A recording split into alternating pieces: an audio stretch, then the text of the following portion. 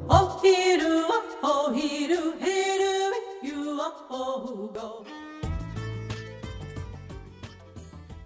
Hi everyone, Jennifer Lico here with a Celtic episode number 16, and today we are on the final reason. Not really the final reason, but at least for this series, the final reason to get excited about Scottish culture and traditions.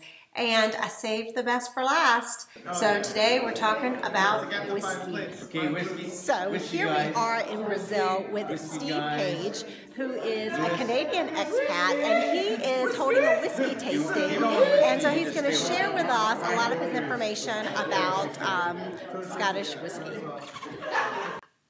Just a little word of warning. This whiskey tasting was a lot of fun, and everybody was there to have fun, so there was a lot of extraneous noises and chatter and talking. So I decided a few captions every now and then may be helpful. We're a long way from Scotland, right? But we're trying to bring something from Scotland here to Brazil all the time, and our group really loves Scotland. And one thing that we always come back to is whiskey. Steve tells us that there are 4 main regions in Scotland that are known for their whiskey making, and he brought with him a representation of whiskey from each of these regions. The lowland region is not very much represented in whiskey production today. The malt whiskeys in the lowlands, there are only 3 or 4 big distilleries in the lowlands. One of them is Celtic Culture, and I'm not going to pronounce this properly because I'm not Scottish. So this comes from the lowlands? From the lowlands, yeah. Okay. It would start in the lowlands because they have very soft flavors normally, but this is not, because they've experimented and they've put this for the last few years into a cask that was used for Bordeaux wine. And it's almost never done that these wine barrels for whiskey making. Really a strange thing to Makes a strange flavor profile. But this one, it's good, and it's just something that you have to taste.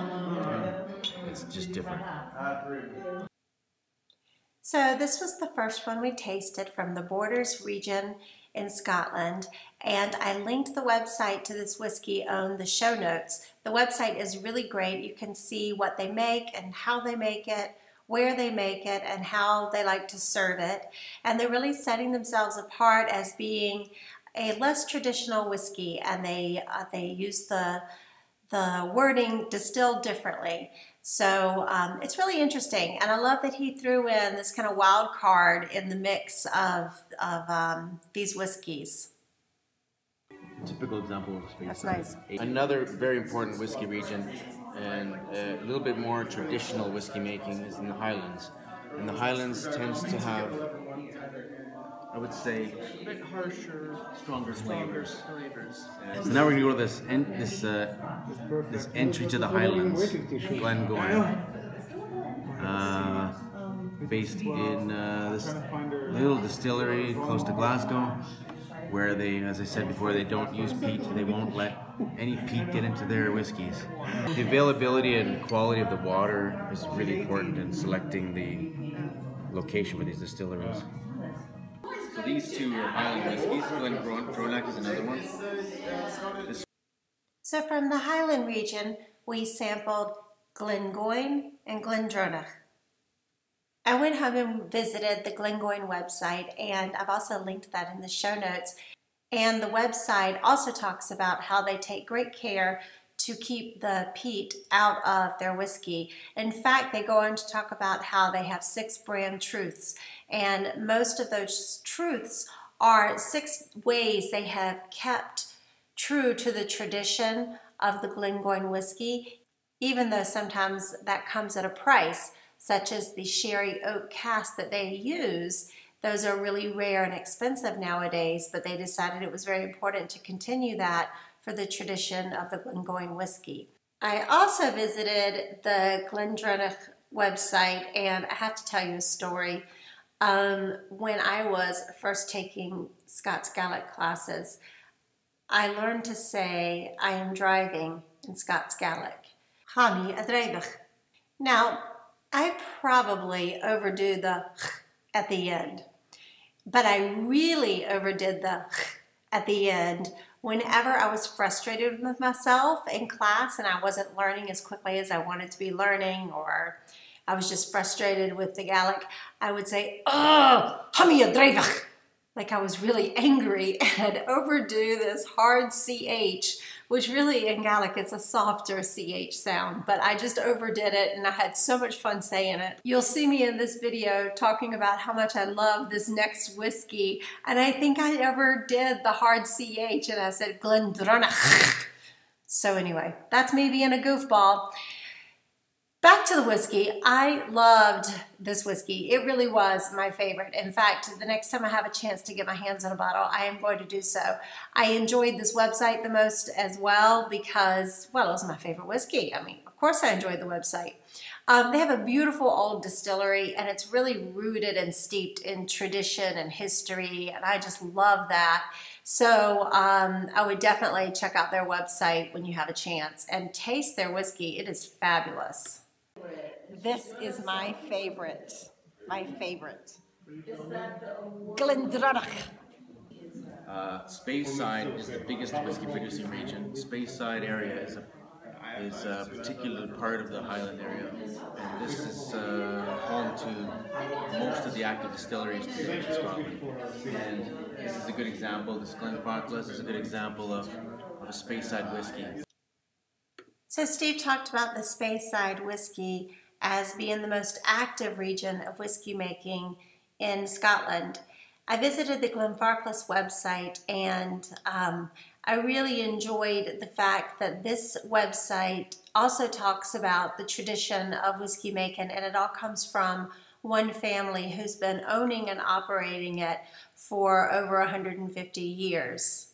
For anyone who's interested in tongue twisters, Glenfarclas actually means Glen of the Green Grassland. I tried to say that about 15 times before I actually got it right, and it took a lot of practice. Glen of the Green Grassland. So there you go.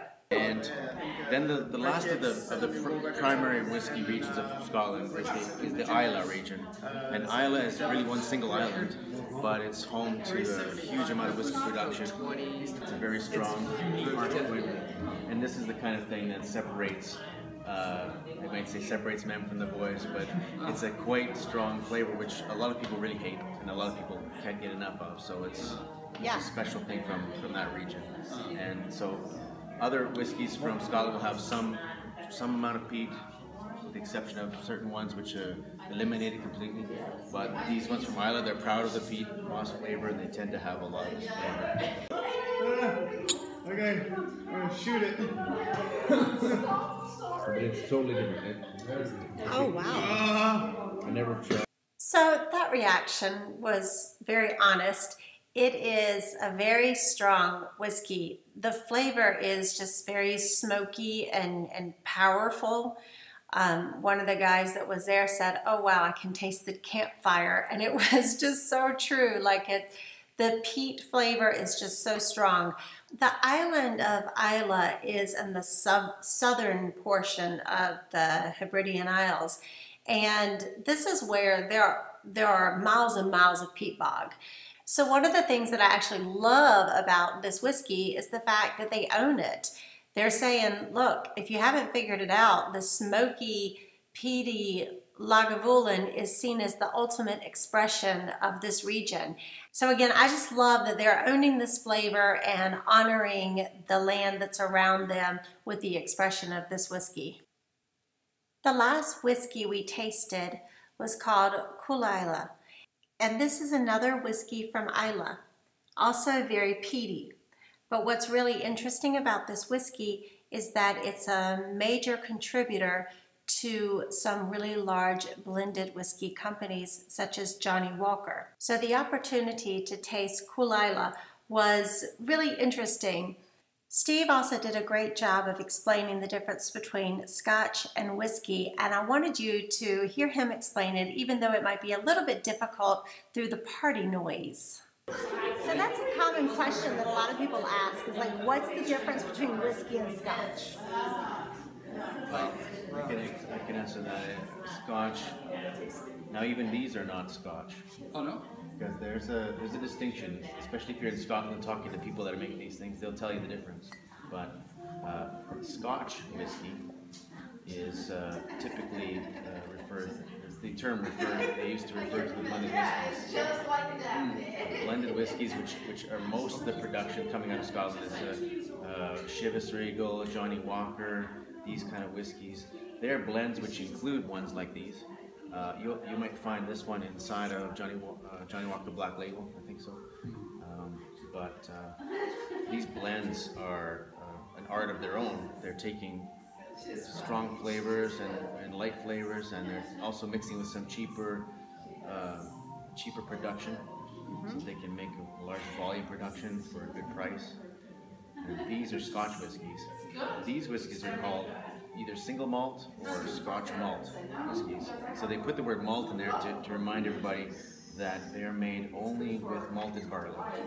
There's no other grains in here. There's no wheat or corn or any other kind of grains. It's only malted barley. So they take barley and they do this malting process to sort of start the sprouting inside the barley and break it down a little bit. And then this process is strictly controlled, so that if you call it a single malt, it comes only from a single distillery and only from malted barley.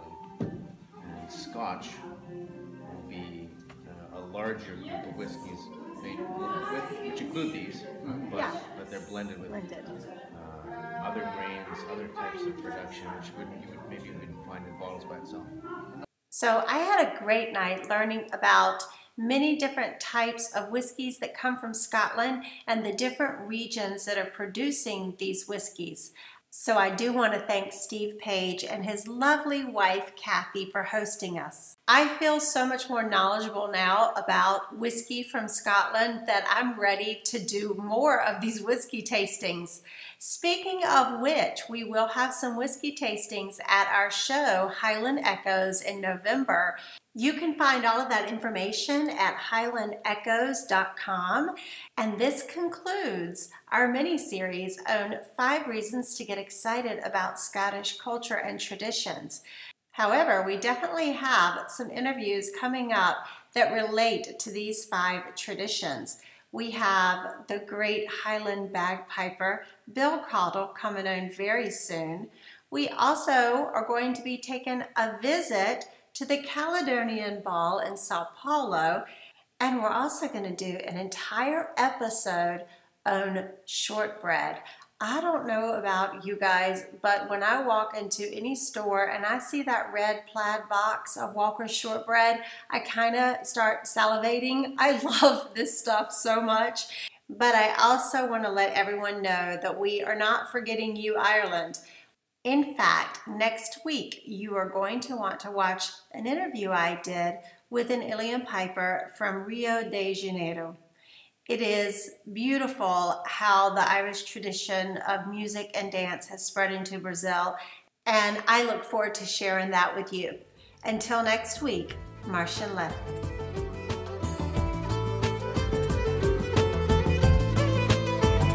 Tickets for Highland Echoes can be found at www.highlandechoes.com.